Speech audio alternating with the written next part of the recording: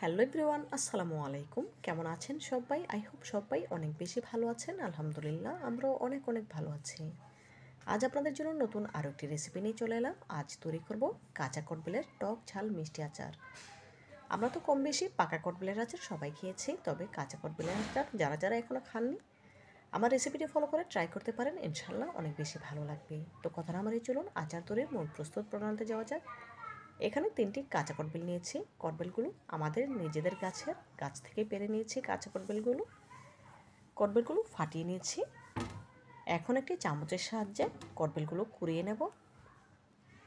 যেহেতু কাঁচা অবস্থায় কটবেলগুলো অনেক টাইট থাকে, সেজন্য চামচের সাহায্যে তুলে নিচ্ছি।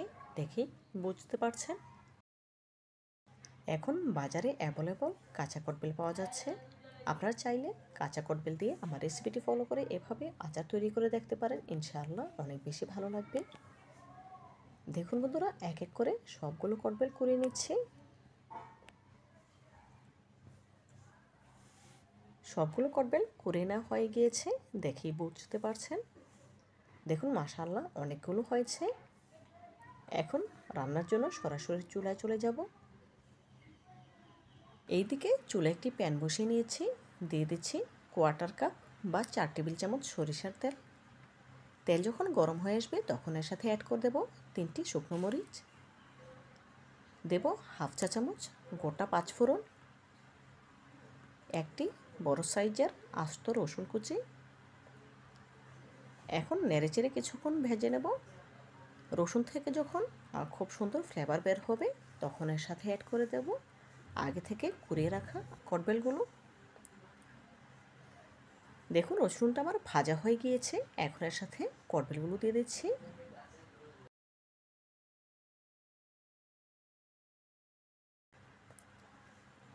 এখন তেলের সাথে নেড়েচেড়ে ভেজে নেব 2 মিনিটের মতো। এভাবে করে ভেজে নিয়ে আচারটা তৈরি করলে খেতে অসম্ভব মজার হয়।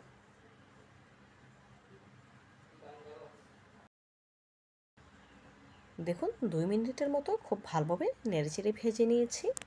এই পর্যায়ে এর সাথে অ্যাড করে দেব মেজারমেন্ট কাপের 1/2 কাপ চিনি। আমি এই আচারটা চিনি দিয়ে তৈরি করব, তবে আপনারা চাইলে গুঁড়ো দিতে পারেন, কোনো অসুবিধা নেই। 1/2 কাপ চিনি অ্যাড করে দিয়েছি। এখন নেড়েচেড়ে রান্না করে নেব। কিছুক্ষণ নেড়েচেড়ে নেওয়ার পর চিনিটা গলে কিছুটা পাতলা হয়ে আসবে।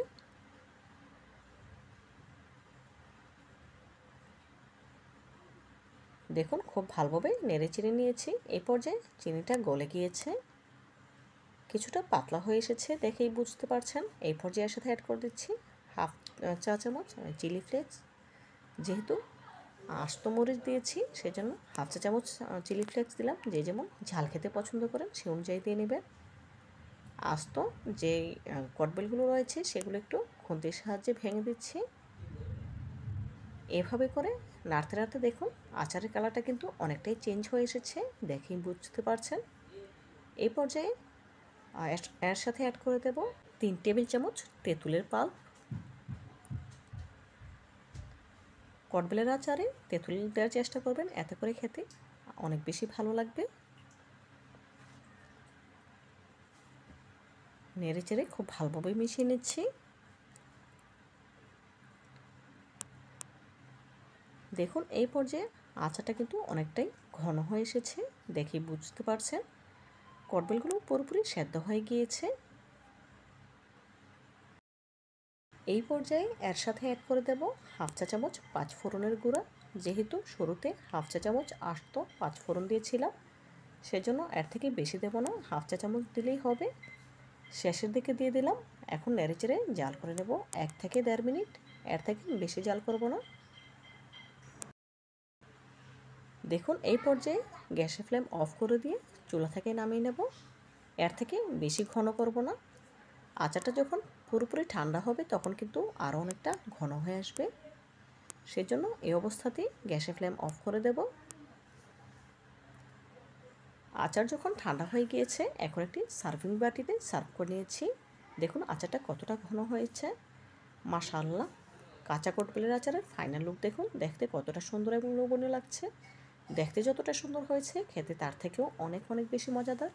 আপনারা একবার হলেও আমার রেসিপিটি ফলো করে এইভাবেই কাঁচা কটবেল দিয়ে আচার তৈরি করে খেয়ে দেখবেন, ইনশাল্লাহ অনেক বেশি ভালো লাগবে। তো বন্ধুরা, আজকের মতো বিদায় নিচ্ছি। আল্লাহ হাফেজ।